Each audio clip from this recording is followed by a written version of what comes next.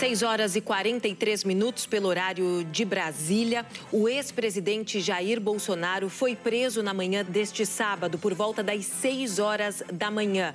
Ele estava no condomínio onde mora, já cumprindo prisão domiciliar. Bolsonaro já está na sede da Superintendência da Polícia Federal em Brasília. A nossa apuração diz que essa prisão é preventiva, portanto, não se trata ainda do cumprimento da pena.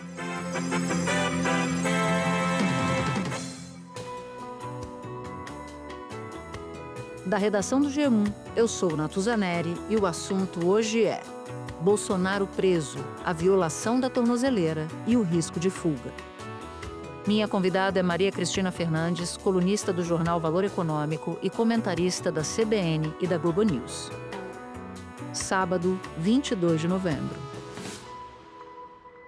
Maria Cristina, ao decretar a prisão de Bolsonaro, o ministro Alexandre de Moraes fundamentou a decisão dele em 3 pontos: violação da tornozeleira eletrônica, risco de fuga e risco à ordem pública. E esse último por causa de uma convocação feita por Flávio Bolsonaro para apoiadores do pai dele para irem até a porta do condomínio dele em Brasília.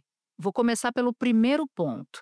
O que a gente já sabe sobre a tentativa de destruição desse dispositivo? Bem, Natuza, esse foi o fundamento maior da prisão, porque a gente viu ao longo da tarde, ao longo do dia dessa prisão, a tentativa do bolsonarismo emplacar a tese de que a violação da tornozeleira, a tentativa de violação da tornozeleira foi posterior à decisão do ministro Alexandre de Moraes, porque a tentativa de violação aconteceu às 8h do sábado e a prisão às 6 da manhã. Mas considerou que o ministro trabalha assim de madrugada e depois a fala do próprio ex-presidente, que diz ter usado uma solda à tarde. Você usou alguma coisa para queimar isso aqui? Não tinha ferro quente aí.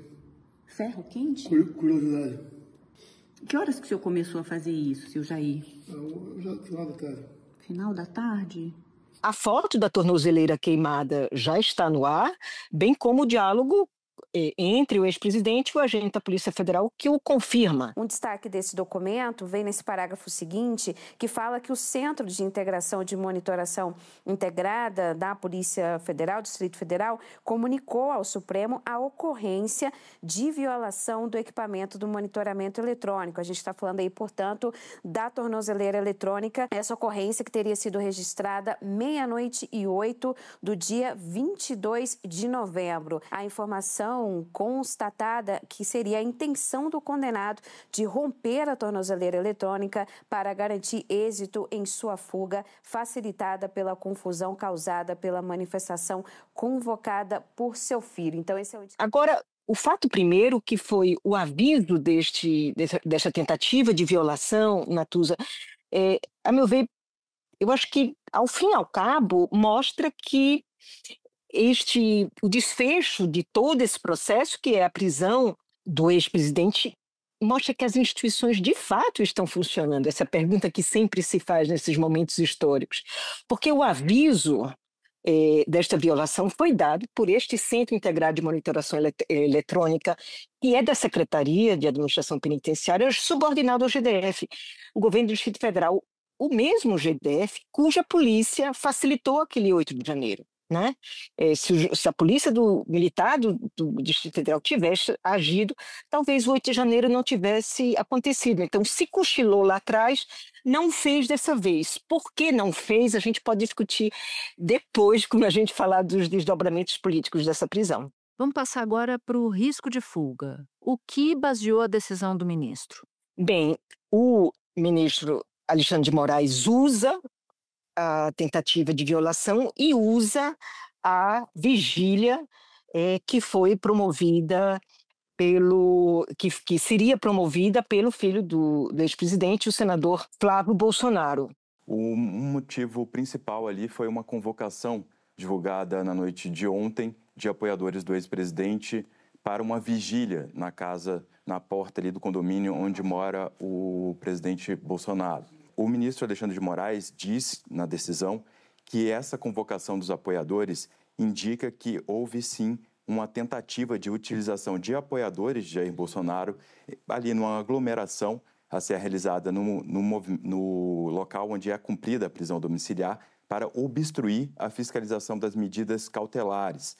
E, portanto, há ali uma indicação de que isso poderia, inclusive, representar até um risco de fuga, né, diante dessa aglomeração e do uso dessas pessoas. O ministro Alexandre de Moraes, ao inclusive trazer todo um histórico em relação ao modus operandi da organização criminosa, ele relembra que o condomínio onde o réu mora, ou seja, onde Bolsonaro mora, fica muito próximo do setor de Embaixada Sul, onde fica localizada, por exemplo, a Embaixada dos Estados Unidos, e uma distância que pode se percorrer em 15 minutos. Hoje em dia, o lado político diz muito até sobre a possibilidade ou não da cooperação internacional com a justiça dos diversos países. Então, era um receio com fundamentos e que esses atos de agora tornam o que era só um receio mais abstrato uma coisa mais concreta. Porque tentativa de fuga de Bolsonaro, a gente já tem conhecimento de pelo menos dois indícios, né, Natuza? Aquela hospedagem de Bolsonaro na Embaixada da Hungria, no Carnaval de 2024, ele passou 2 noites lá, um fato revelado pelo jornal New York Times, lá no ano passado.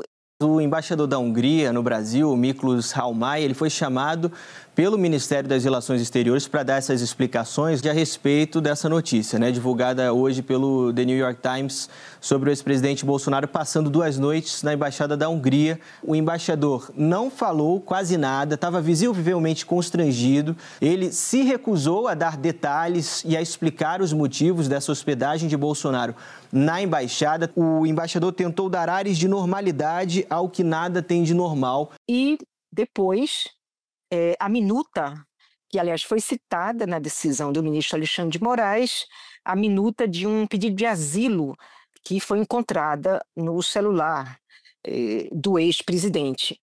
Lembrando, Bolsonaro já ensaiou uma fuga no passado. Bolsonaro tinha preparado lá atrás uma carta, que acabou nunca sendo utilizada, mas enfim, para a Argentina, para ver se conseguia uma fuga para a Argentina. Ou seja, essas ideias estavam na cabeça dele. A justiça não pode agir apenas com base em ideias na cabeça, mas agora a gente tinha atos concretos de violação das medidas ao qual Bolsonaro estava sujeito. Essa tentativa de fuga, evidenciada pela tentativa de rompimento da tornozeleira e a vigília, foram os principais indícios que levaram o ministro a decretar essa prisão. Bom, só a critério de contexto, Maria Cristina, no dia 12 de fevereiro de 2024, Bolsonaro deu entrada na Embaixada da Hungria carregando um travesseiro na mão, era de noite. Pouco mais de 40 dias depois desse acontecimento, dele chegar até a embaixada, o jornal americano The New York Times traz uma reportagem com imagens do circuito interno da embaixada mostrando Bolsonaro chegando. E foi aí que todo mundo tomou conhecimento do que tinha acontecido. A gente só descobriu a partir de então. E naquele mesmo período, salvo engano, na mesma data em que ele entra na Embaixada da Hungria, foi descoberto, tempos depois ainda esse ano, um pedido de asilo para a Argentina. Bom, e aí a gente chega no terceiro ponto, que é o de convocação da vigília por Flávio Bolsonaro. Fala um pouco disso para a gente também. Talvez este, de fato, seja um dos pontos mais delicados da decisão do ministro Alexandre de Moraes por 2 razões.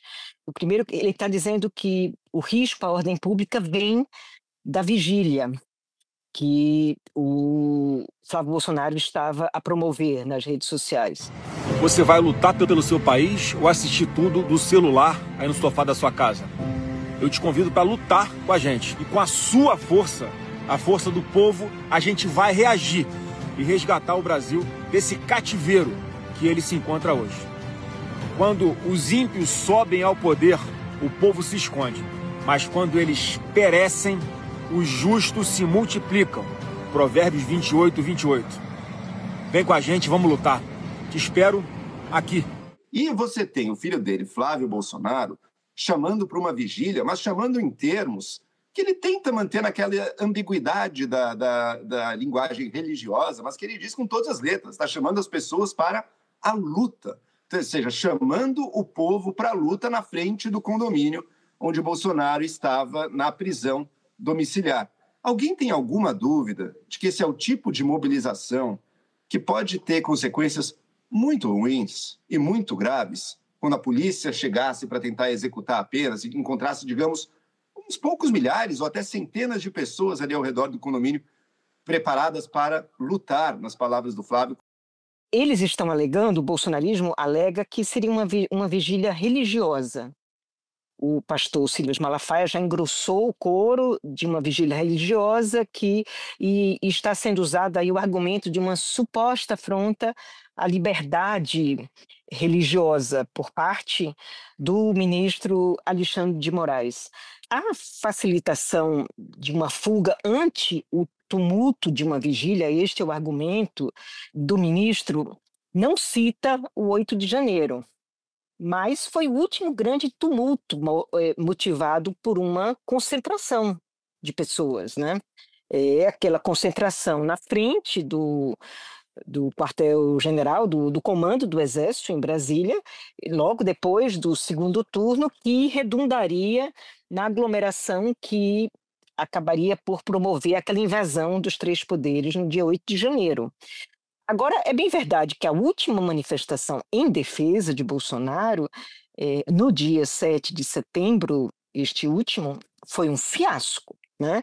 Foi o maior fiasco desde que ele deixou a presidência. Então, esta convocação de vigília, que estava com toda a pinta, estava dando toda a demonstração que era um ato já da pré-campanha do senador Flávio Bolsonaro à presidência da República, né? Que é uma das possibilidades que ele dispute no lugar do pai. Então, ali já seria um ato de pré-campanha. Agora, tem outro elemento que torna tudo isso mais delicado, porque a prisão do presidente da República, Lula, lá em Curitiba, dos 580 dias que ele ficou preso, teve vigília. Mas vamos lembrar que esta vigília aconteceu depois de sua prisão. E não foi uma prisão domiciliar. Foi uma prisão na carceragem da Polícia Federal, uma prisão sem chance de fuga. Então, quando esta vigília bolsonarista foi convocada, o ex-presidente estava ainda em prisão preventiva domiciliar. A prisão preventiva efetiva no regime fechado só viria a acontecer, eventualmente, depois de esgotado o prazo dos embargos às 23 horas e 59 minutos desta segunda-feira. Então, não estamos falando do início da execução da pena estabelecida pela primeira turma do Supremo Tribunal Federal por crime de tentativa de golpe de Estado, de abolição violenta do Estado de Direito, nada disso. Se trata de uma prisão de natureza cautelar pelo risco da ordem pública ser comprometida. O presidente Jair Bolsonaro já estava sob a vigência de uma prisão cautelar, mas era por outro motivo. A prisão cautelar determinada meses atrás em desfavor de Jair Bolsonaro foi nos autos daquela investigação da Polícia Federal que inicialmente apurava a possibilidade de coação no curso do processo pela atuação do filho do ex-presidente, o deputado federal Eduardo Bolsonaro, nos Estados Unidos da América. No caso desse tipo de prisão de natureza cautelar, diferentemente da prisão temporária, a prisão preventiva ela não tem um prazo fixo estabelecido, ela perdura enquanto o órgão judicial entender que aquela circunstância ensejadora da prisão de caráter preventivo há de perdurar. Isso vale para absolutamente qualquer cidadão. Então, nós estamos dentro de um contexto em que, sem muita demora, o chamado fundamento da prisão irá se acertar. Hoje, é um fundamento cautelar. Esta questão da perturbação à ordem pública em torno de uma vigília, de fato, é uma questão delicada, mas não é preto no branco e não dá ao bolsonarismo, se bem explicado pelo Judiciário, pela Polícia Federal, não fundamenta essas razões que estão sendo aí elencadas para essa contestação à decisão do ministro. Maria Cristina, eu fiz esse exato questionamento a uma fonte da Polícia Federal, e essa fonte explicou o seguinte: Ele disse: pensa na seguinte possibilidade. Existe uma aglomeração na frente do condomínio do presidente. O ministro Alexandre de Moraes determina a execução da pena definitiva, né, para o qual ele foi condenado pela trama golpista. A polícia chega lá, tem uma aglomeração na frente do condomínio e impede a polícia de passar. E aí aquelas pessoas se colocando à frente da polícia, impedindo a polícia de passar. Rapidamente a gente passaria isso, o policial contando, a um cenário de potencial violência para poder tirar aquelas pessoas ali e cumprir a decisão da justiça. Então foi basicamente isso o que me contaram. Mas eu queria muito entrar no aspecto particular da defesa, porque os advogados do ex-presidente entraram, antes disso tudo acontecer, desse episódio todo de sábado, entraram na justiça para pedir que Bolsonaro cumprisse a pena dele a mais de 27 anos de prisão, em prisão domiciliar. Com tudo isso que ocorreu, essa possibilidade de prisão domiciliar fica mais distante na sua avaliação?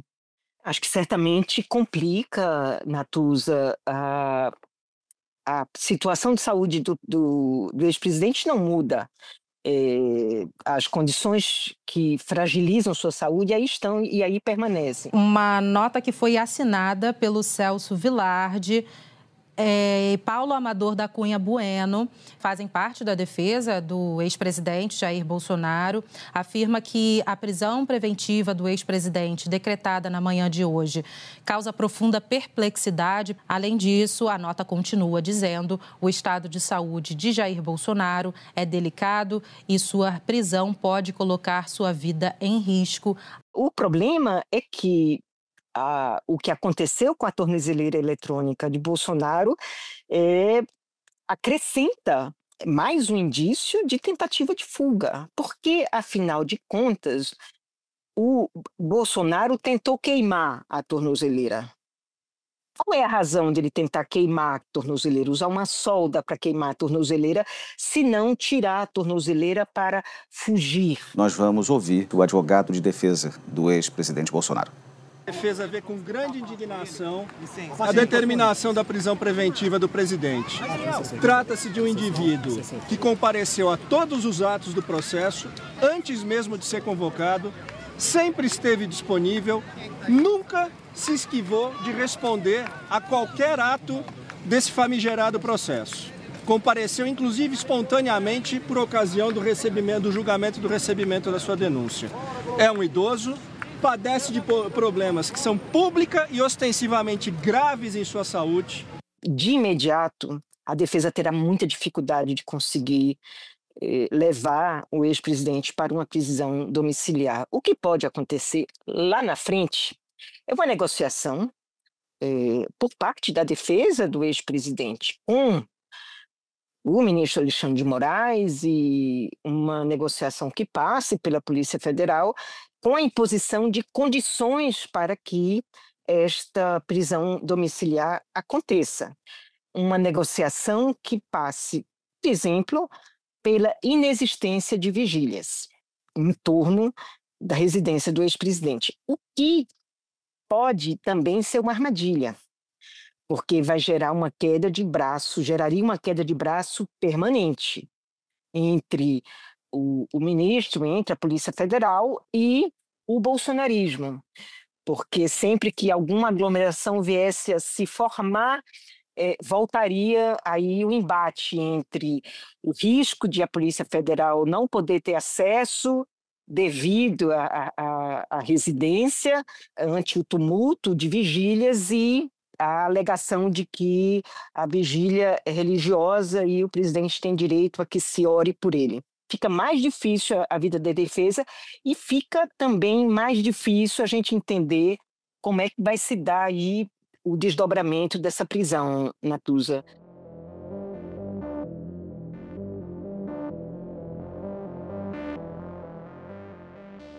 Eu quero passar agora as consequências políticas da prisão preventiva de Bolsonaro. Como é que ficam as peças da direita a partir de agora? Como essa prisão pode reconfigurar o tabuleiro em torno do campo bolsonarista? Bem, Natuza, acho que a primeira coisa para a gente observar é que, face ao fiasco da última vez que o bolsonarismo tentou angariar uma manifestação em defesa de Bolsonaro, que foi no 7 de setembro, a confusão gerada por esta vigília e a prisão pode dar algum fôlego ao bolsonarismo, aos filhos do ex-presidente, particularmente ao senador Flávio Bolsonaro, né? Pode usar esta vigília para vitaminar aí a militância bolsonarista, o bolsonarismo raiz. E isso pode aumentar a fissura do campo da direita, a fissura entre a direita e a extrema-direita. Quando o ex-presidente foi preso, a mulher dele, Michele Bolsonaro, estava no Ceará e se manifestou em rede social. Disse que confia na justiça de Deus, que a justiça humana, como temos visto, já não se sustenta. Os filhos de Bolsonaro também criticaram a prisão. É um absurdo completo, uma total falta de nexo causal, uma total falta de fundamento jurídico. Governadores, aliados de Bolsonaro, contestaram a prisão e prestaram solidariedade ao ex-presidente. O governador de São Paulo, Tarcísio de Freitas, do Republicanos, afirmou que Bolsonaro é inocente e o tempo mostrará. E disse que vão seguir firmes ao seu lado e lutar para que essa injustiça seja reparada o quanto antes. Os governadores que já se manifestaram, presidentes de partidos, já estão sendo muito duramente cobrados pelos bolsonaristas nas redes sociais de que não fizeram por onde, não mexeram seus pauzinhos, não articularam junto às instituições, junto ao judiciário, para que essa prisão não acontecesse. Então, aumenta a fissura e aumenta aí a probabilidade, de fato, de o bolsonarismo ter um candidato e a direita, que também pertence ao campo bolsonarista, porque reivindica esta herança bolsonarista, ter o seu candidato, seja ele o governador de São Paulo, Tarcísio Freitas, ou o governador do Paraná, Ratinho Júnior. Eu queria chamar a atenção de uma outra circunstância política desta prisão, Natuza, que é o momento em que ela acontece. Esta prisão acontece no momento em que a Polícia Federal faz, talvez, a investida mais séria para desbaratar a atuação de um importante agente econômico, que é o banqueiro Daniel Vorcaro, do Banco Master, desarticular toda a sua operação nos três poderes, para que este banqueiro tenha tido a proteção que teve, a despeito das evidências que duraram por tanto tempo, de que a situação do banco era frágil, e ele conseguiu postergar essa prisão, postergar a liquidação do seu banco. Por que eu estou juntando essas coisas? Porque um dos crimes pelos quais o Bolsonaro ele foi condenado, né, e será preso, é crime organizado, certo? O que Daniel Vorcaro está sendo acusado, o Master está envolvido, é numa grande operação que envolve o abrigo que as instituições deram no Congresso, nos governos estaduais e nas prefeituras, ao crime organizado. Os indícios aí de que houve há indícios de cometimento de crime organizado por este banqueiro. Então, isso está muito longe de ser inócuo para o futuro do bolsonarismo, porque isso envolve, como eu disse, os três poderes, não envolve só figuras da oposição, envolve também personagens do campo governista, mas isso tem uma grande repercussão e a gente viu manifestações ao longo do dia de defesa do ex-presidente, que também estão aí como, digamos assim, personagens a serem bastante afetados aí pelos desdobramentos da prisão do Vorcaro. É também um momento em que o governo tenta aumentar a atuação da União em defesa de uma atuação maior da União na segurança pública, por meio da PEC da segurança e do PL antifacção, quando há um embate entre governo e oposição em torno do tema.